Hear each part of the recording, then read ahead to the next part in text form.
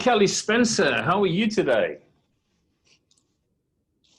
I'm very well, John. Thank you for having me. There was a bit of a delay sometimes at the beginning of a Zoom conversation, and you sort of wonder, is it working or isn't it working, And sometimes you go 10 minutes into it and realize, hang on, it hasn't worked. Yeah, well, look, good to see you.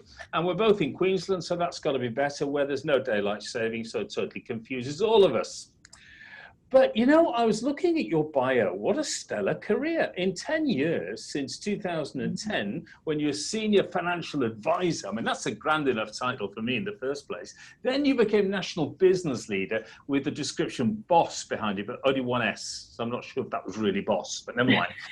National business leader, Flight Centre Business School. Now, that would have been interesting. General manager, First Class Education Group. General manager, Travel Money Group. Sales and operation leader, Flight Centre Australia. And now in June 2020, you were made the general manager of Flight Centre Australia. So that's very recent and right in the middle of COVID. Congratulations. Thank you. Thank you. I've been very busy the last 10 years. I bet you have. It's quite amazing. Well, listen, let's dive into what's going on in the world of Flight Centre, which is the purpose of this. And thank you for taking the time to chat with me today. The world's gone a bit crazy, and the travel agency world's going through a pretty tough time right now. And I know that in the budget, AFTA had put in a big claim to try and get some funding to assist the agency world, but it looks like it didn't make it in some form, although some bits might come through in the support for other businesses. So we'll just have to wait and see. And good for AFTA putting the claim in. But Flight Centre, other agency groups, you've announced some very significant declines in business through COVID-19. You've refunded $1 billion to your clients. I mean, if I'd have said that to you 2 years ago, you're going to refund $1 billion to your clients, you'd have said, John, you're crazy. So a raft of branch closures, 4,000 staff made redundant, which I know from screw downwards, it would really hurt, and 90 more branches to close. So the traditional bricks and mortar agency world, is it going? And does all this herald the end of the bricks and mortar agencies? Tell me, what are your views? Yes, well, I think 2020 certainly had in store for us everything that we would never have imagined in this lifetime. So yeah, listen, it has been an exceptionally tough year in Flight Centre for us.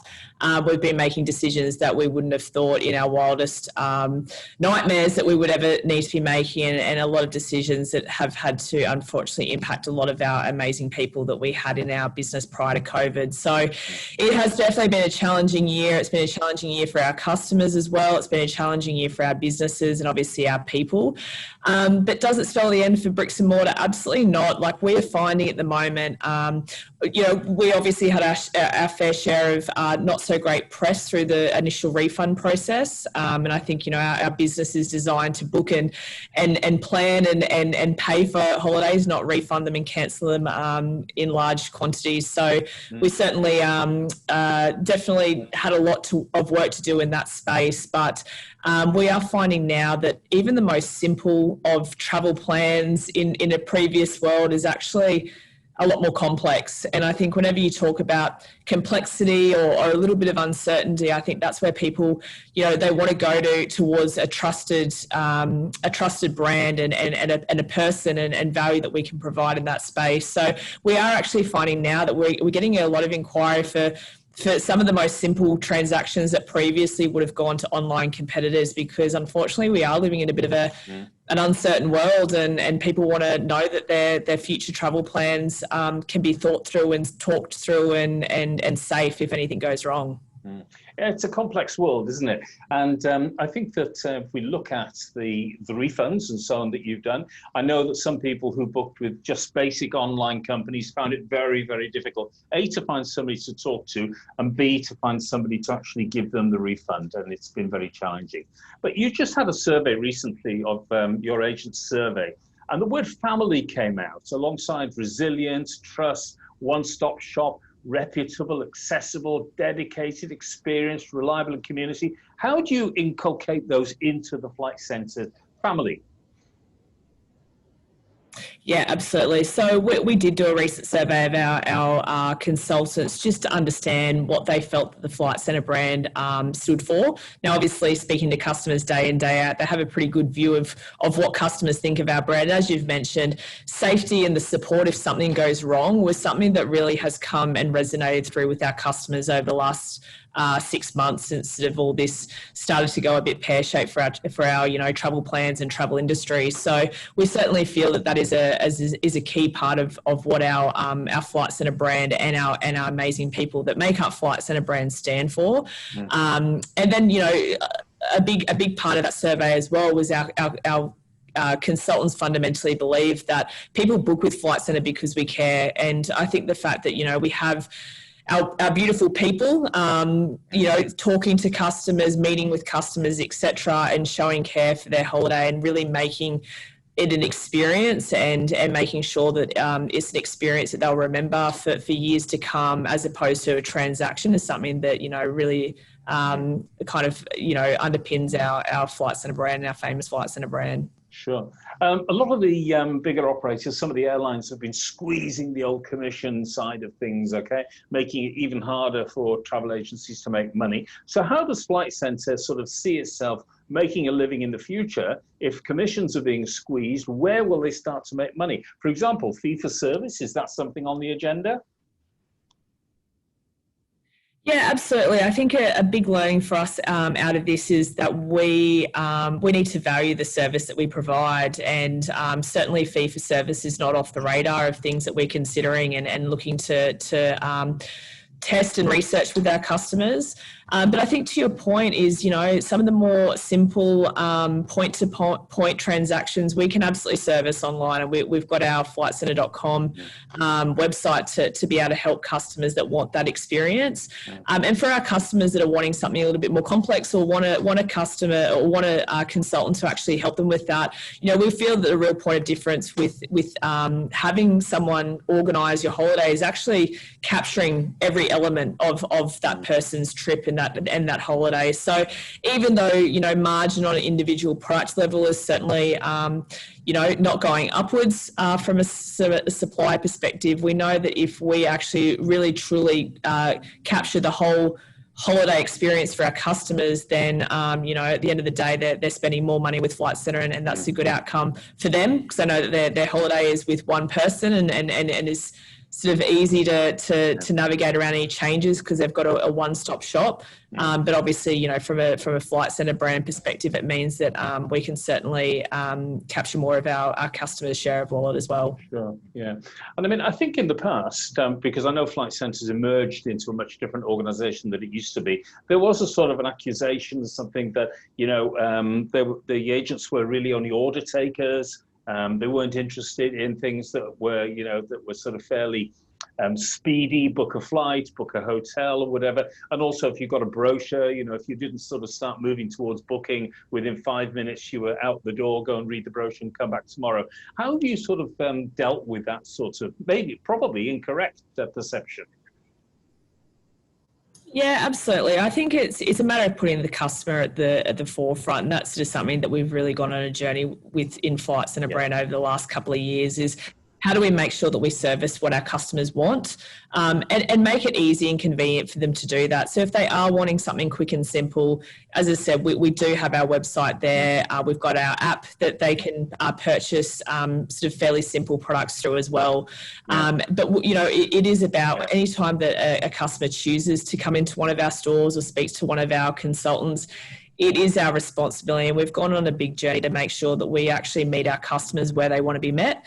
And regardless of what they come to us about, if they want to talk to a person and engage with a person through their experience, then that's the power of our brand. Is that something that a lot of our competitors, especially our online competitors, just simply can't match in that space. Yeah, I always use the analogy of my mum, if my mum went in somewhere, and she's obviously passed on, but if she was a bit confused about something, some people would just sort of fob her off and so on. But, the person that actually looks after her and sort of motivates her and so on is the person that will get the business in the longer run.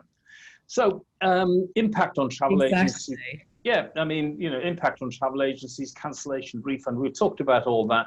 Now, how will the new flight centre now emerge? It's a very different organisation today to what it was back in March, okay?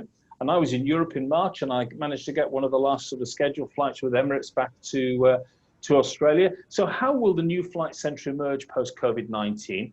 And will the emphasis change? You've talked a bit today about your online presence and bricks and mortar. How will those two work together? You've talked a bit about that, but how will you reassure clients that you are no different, or that you are different to the other travel agency groups, and that you're not different in a sense, in a negative way, to online agencies? Yeah, and listen, it's about striking that right balance, because the changes that we announced last week with our network, the two things that we never not want to be, or that will be core to what we do, is that we need to be convenient, we need to be easy to use, and make sure our customers have a great experience dealing with us. So convenience right now, even with those shop closures, we know that we still are within about 5 kilometres of 95% of our customers that have transacted with us in the last 2 years. So we are still highly convenient, even though there's a number of shops we have actually closed, or will actually actively close over those 90 over the coming 6 weeks. Is we know that we're still very convenient, and that was a strategy just to really look at reducing the number of overlapping stores, but to make sure that that convenience piece is still absolutely fundamental to what we're trying to achieve for our customers. We want to be convenient, whether that's in a retail location, or whether that's obviously with our online business and online store, because I think through the whole thing of COVID, everyone has definitely become a lot more attuned to buying online, and that's convenience right now, because in lieu of actually being able to feel comfortable getting in being able to in Victoria get in a car and visit a shop. The other part of it's easy to use. So we want to make sure that we are easy to use, and our website is something that is definitely competing and if not leading our online competitors in that space. And that the power of, I guess, again, Flight Centre brand compared to an online travel agent, or compared to some of our bricks and mortar retailers, is that we actually can have that really good synergy of the both. So we really want to make sure that if our customer starts online and they want to buy a simple trip to London, that we definitely can, if they're wanting to have a bit more of an experiential element to that trip as well, that we can absolutely make it really easy for us to plug in a consultant and make sure that a consultant's there to give them advice on things that might not be as simple. And what we do know is, although online shoppers are fairly channel loyal, they'll generally stay in the online network. With people who want to talk to a consultant, that sometimes comes down to the type of holiday. It doesn't necessarily come down to the type of person, it'll come down to the type of holiday. So Sydney to Brisbane, you're absolutely going to jump online and feel very comfortable. Again, it's probably a little bit more complicated than it was 6 months ago to even do that trip, but you're going to feel pretty confident. Whereas that same person that might then want to do that trip of a lifetime to Europe does just want to get some validation, some advice, and to understand, what they should be spending that kind of precious time and money doing. So we want to make sure that we're convenient, we're easy to use, and if a customer does want to, book online and then book with one of our agents for another trip, that is a really connected experience for them, and that based on that we give them a good experience regardless of what they're booking and how. We'll make sure that they come back to us every time. And I think also demographically, for the more complex trips, people are going to want the reassurance. If they're booking a cruise in Europe and they want to go to certain ports, they need the comfort of knowing this company is what they think it's going to be. And it's been proven that some of the online operators weren't able to do that. I had a look at your online site this morning. It's very impressive. Some are not as easy to use.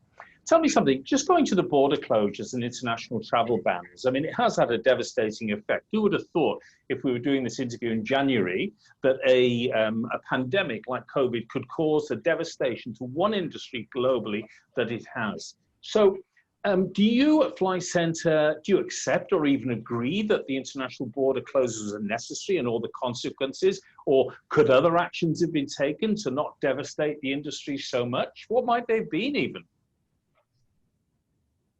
Yeah, absolutely. I think, the thing that sometimes feels very surreal is when, your business is basically halted overnight with the decision such as the one to close our international borders. And, I know as far as myself and the senior leadership team, we're very much about how do we learn to live with the virus. We need to learn to live with the virus, and Absolutely. probably some of the border closures or restrictions have been and have proven to have some effectiveness in the short term, but it's simply not a sustainable longer term solution. So it's how do we actually learn to live with the virus? How do we make sure that there's adequate testing, tracing and a management plan in place, which sounds like even over the last couple of weeks, there is starting to be much more of a direction in that view, as opposed to just hard border lockdowns. So that's what we really would encourage.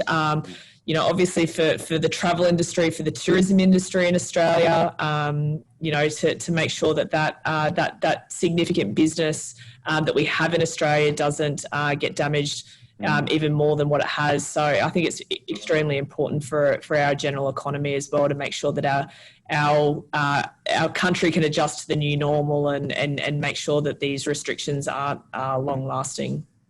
Now, I've heard talk about book with flex, okay, where Flight Centre gives clients room to move without the fear of fees and so on.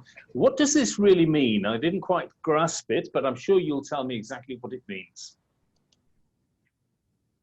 Yeah, no worries. So again, we do a lot of customer research through Flight Centre because we want to understand what our customers are wanting, how their behaviours are changing. So one of the surveys that and a bit of a research piece we did embark on was what are important to customers through this time when it comes to their travel plans. And what we did find is flexibility. Obviously, in a world where, 1 minute the state of Victoria can go back into lockdown 2.0, our customers just want to know that if they are committing their precious money and holiday plans to a certain time frame or a certain trip, that there is flexibility if that happens to not eventuate or plans have to change. So we have actually specifically procured a flexible range. Now, generally what that means is that customers can make cancellations or changes up to 30 days, outside of 30 days prior to arrival. Now, that's largely based on what we call our land products. So airlines sometimes will have a slightly different cancellation policy that we absolutely will educate our customers on. But and listen, some of those cancellation cutoffs can be as short as 5 days, but generally we say 30, just because that means that we can capture most of that product set. But some of them actually can allow you to change or cancel outside of 5 days. And we're finding that's really, meeting that customer need. Everyone wants a holiday, I think, after being in lockdown, especially our Victorians and even in other states, just being stuck at home. Everyone's itching to get somewhere. So getting the opportunity to actually lock in and get excited about some plans, but knowing that if things just don't happen to go to plan close to the time, that we're not going to that the customer's not going to be penalised for that or have to say goodbye to their hard-earned money. And are you seeing a boom in domestic holidays as well as into the future, confidence and strength in international bookings?